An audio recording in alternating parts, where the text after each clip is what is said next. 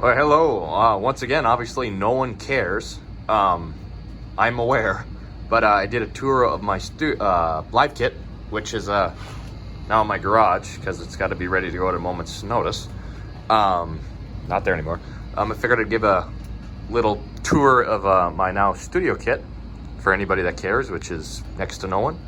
Yeah, it's just kind of a mess around here. It's in my studio. But yeah, we'll just kind of go over the kit.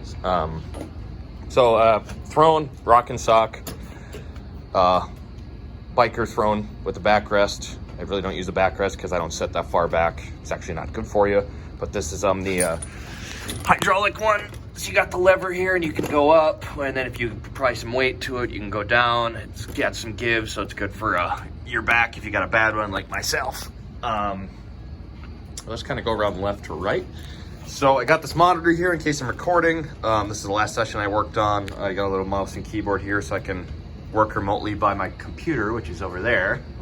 Same image, but I can stay at my drum set and still record from this location, which is convenient. If I'm recording or playing along with music, I use my Ultraphones from Gordy Knutson. He was actually the head of the drum department at McNally, where I went to college. Doesn't exist anymore. But these are amazing. They're basically my favorite pair of headphones, just with isolation.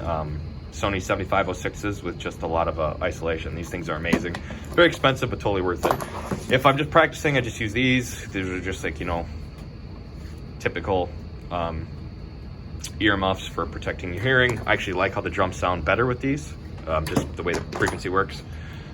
Music stand, got some music here. No, I cannot play Hot for Teacher. I can't even kind of play it. I just kind of run through it very, very slowly, just because I'm trying to learn it, but it's really hard. All my microphones and everything run through another X32 rack, which I control remotely through this. So, you got your kick in, kick out, snares, hi-hat, overheads, more bass drums, room left, room right, toms, etc., etc. Yeah, so these are my main hi-hats. These are the AA Sabian Fusion hats. It's on a DW9000 hi-hat stand. I did not go for the 2-leg one, even though I use double bass. I prefer 3-leg just because I'm very heavy-footed and I like how stable it is with 3 legs. I've tried the 2-leg models. I don't think they're all that stable unless you secure them with another clamp. Got the drop clutch, so press this lever, goes down, close hi-hat, press down, regular hi-hat. Yep. Favorite crashes ever, 18-inch Paiste 2002 crash, splash, HH Sabian 12-inch splash, 10-inch Paiste 2002 splash, Paiste 2002-inch 17-inch crash. Keep going to cymbals. It's an HH Duo Ride 20-inch, Sabian HH Fusion Hats 13-inch, Sabian HHX Evolution Crash 18-inch. That's another one of my favorites too. Another Paiste 18-inch 2002 crash, Paiste 18-inch 2002 Nova China. I actually prefer the Nova Chinas to the regular Chinas. I just like how these sound. HH Leopard Ride 20-inch, and then AA Sabian 21-inch Rock Ride. Now I know a lot of people would ask, why do you need 3 ride cymbals? No, you don't. If I had to pick one, I would probably just use this one. If you remember from my earlier video, I like rides with pretty much no wash, but I still like the option because I play a lot of different types of music. So if I just pretty much want wash, I use this one because this one is super mellow and it's pretty much has no stick definition. It's just all wash. This is the exact opposite. This is the driest, most pingy cymbal I've ever played, which is why it's my favorite. It's a Leopard Ride. This is just, it'd be a great ride for metal, anything where you just need stick definition, no wash. That's the best ride ever. And then more of a general purpose, but still more just ping is this ride. If I had to pick one, it'd probably be this one, just because it's versatile and still has mostly ping. Excuse me. Everything's mounted on a Gibraltar rack, so I've got 3 sides.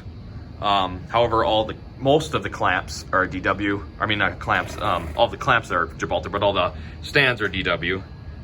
Even though this is a Gibraltar clamp, this is DW. So pretty much everything's DW. I take that back, that's a Yamaha. Yeah, so that's all the cymbals. Yeah, so I have over there, that's my Paiste 2002-inch Paiste Signature heavy reflector bell ride, Nickel McBrain signature symbol. It's kind of intense, so I don't really use it anymore. Drums, this is a DW Performance Series, you know, one step below Collector Series. Maple shells, I think everything's A-ply, and then I think the snare drum is 10 and the kick drum is 10. Don't quote me on that though. 10 by 8 tom, 12 by 9 inch tom, 16 by 14 inch floor tom, 6.5 by 14 inch snare, 22 by 18 inch bass drum. You know, just typical DW arms with Gibraltar clamps. This guy's on legs. DW 9000 series snare stand, and then my pedals are DW 9000. This is the extended footboard, so it's an inch longer than the standard. I mean, I really didn't need it, but I don't play a lot of fast stuff, but when I do, that extra inch is nice. Haha.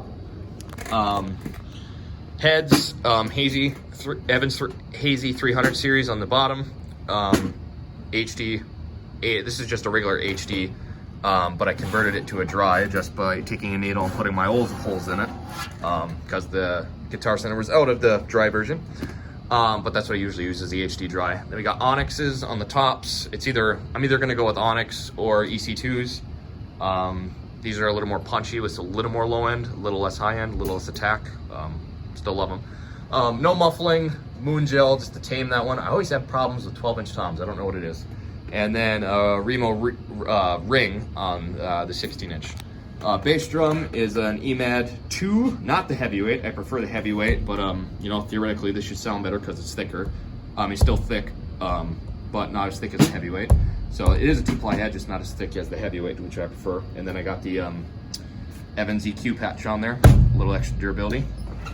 On the rear, extra snare stand. It is an Evans, I can't remember if this is an EQ3 or not. I think it's an EQ3. It's either an EQ3 or EQ4. And then I got the kick port for a little extra low end. Yeah. Extra side snares. I have a Joey Jordan signature snare that's at our warehouse, but here's my Chris Adler Warbird. I kind of been using this live now because it's smaller, so it's not quite as loud, but it's another snare I have, so that's a walnut shell. And then I also have my Matt Halpern signature. This is my brass snare. So if I need a different tone, here's another one. As far as sticks, I mean, you remember the tree trunks, Vic Firth metal, nylon. I prefer nylon tips. I got some Rock series here too, but I'm usually with those. However, lately in the studio, I won't use the side, but in the studio, I've been using 1As. I've been trying out, because I didn't even know they existed until like about a month ago. I've been trying the Vader 1As and then Vic Firth's 1As. However, I prefer the Vader 1As because I think they're a little bit thicker. Oh, there goes that. So yeah, I've been trying these out lately. I'm gonna see if I can keep the beads from breaking. If they don't break, I might actually use these live then. As far as mics, snare top and snare bottom are Audix i5s. God, well, Tom 1, Audix D2, Tom 2, Audix D2, Tom 3 or floor tom, Audix D4. My room mics, which are angled away from the kit, SM57 over there, and another one way back there, SM57. I got a hi-hat mic for each hi-hat. So I can't remember what model this is, but this is what is this? The 952V? I can't remember. It's the Audix condensers. So I got one on that hi-hat, one on this hi-hat from the bottom, because that's the only place I could get it. And then I suspended the overheads from my floorboards. So there's one, there's the other. So if I back up without tripping over, you can just see them dangling there. So just kind of don't have to use a stand. For the kick drum, I have a, I don't know if you'll be able to see it. Yeah, I don't think you can. But inside, it's a Kelly shoe system with a D6 as my kick in. Then I have one kick out is a Beta 52 on the head, and then just inside the head is a new mic, which I can't even remember what the name is, but I just got it as a gift from a friend of mine. It is the DTP 640 REX. Never even heard of it, but trying it out. I actually just plugged it in about an hour ago. Start playing with it. Excellent low end. Amazing low end. Not very good definition, but the low end's the best I've ever heard, hands down. It actually works as a condenser and a dynamic, so it's 2 microphones in one. So that's why it's got a pigtail here. So, you know, this one says dynamic, then this one says condenser, and then they both plug into the same microphone. But yeah, it's a pretty killer microphone. I can't think of anything else that I didn't cover. That's the kit. Went through all the cymbals, went through all the heads, pedals, sticks, microphones. Yeah, that is my studio kit. This is the one I record with now. Used to be my live kit, but moved it into the studio, so you could now say it's my dead kit. But no, it's I love it. I'm very happy to have bought it.